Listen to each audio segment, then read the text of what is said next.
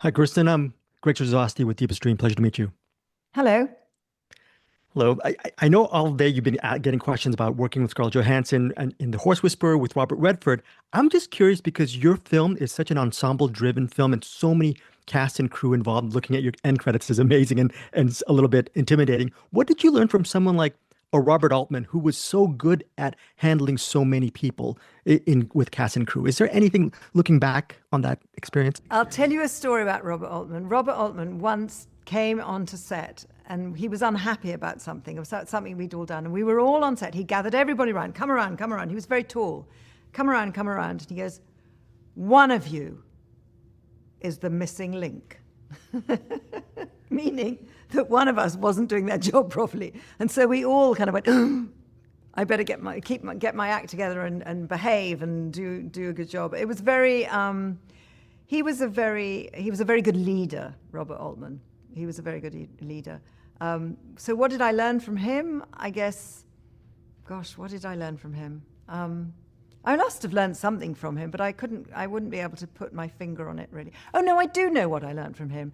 He told me to play every scene, even the ones that were sort of faintly comedic, to play them as they were deadly serious. So that's what I learned from him. Well, I found your film to be very evocative and resonant because one of the themes is it's okay, it's great to love people who have passed, but what about paying attention to loving the living and pouring your heart and soul into your loved ones in the present?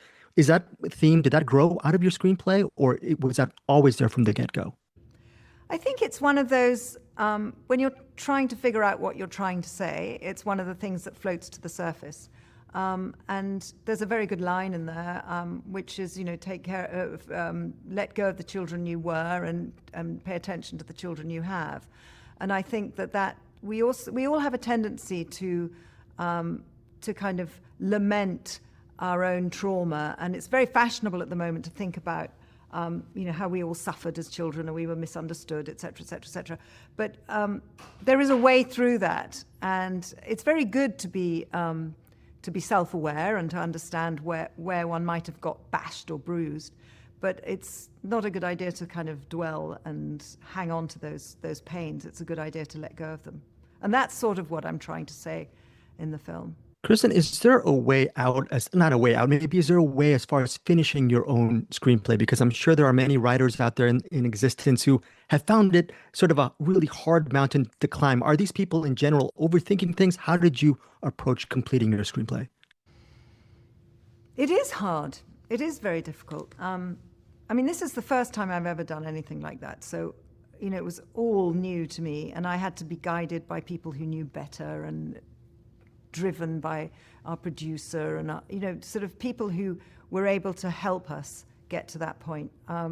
So it was very difficult. My advice to anyone on their first time is watch lots of films and listen to other people. Listen to what other people have to say. It doesn't mean to say you have to do exactly what they say, but it's always interesting to have other people's opinions. Couple final questions. I really love that scene where the three sisters, they're having an argument and everything has to be kind of pretty much in frame, but you're also giving a lot of attention to each of them. What was the key to shooting that scene? Because it seems very ambitious and hard to shoot. Yeah, it was quite hard to shoot.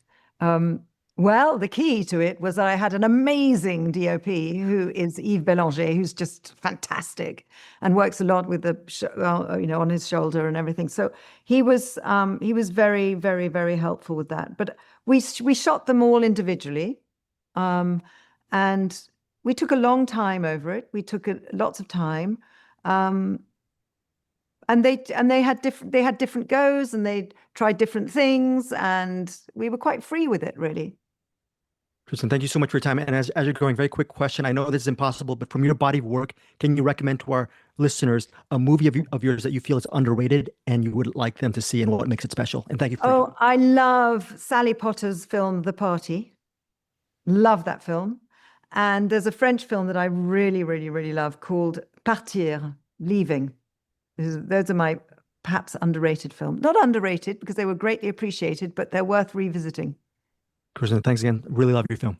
Hey guys, thanks so much for watching this video. For more movie and television reviews and interviews, please subscribe to my Deepest Dream channel. Like, comment, share, subscribe.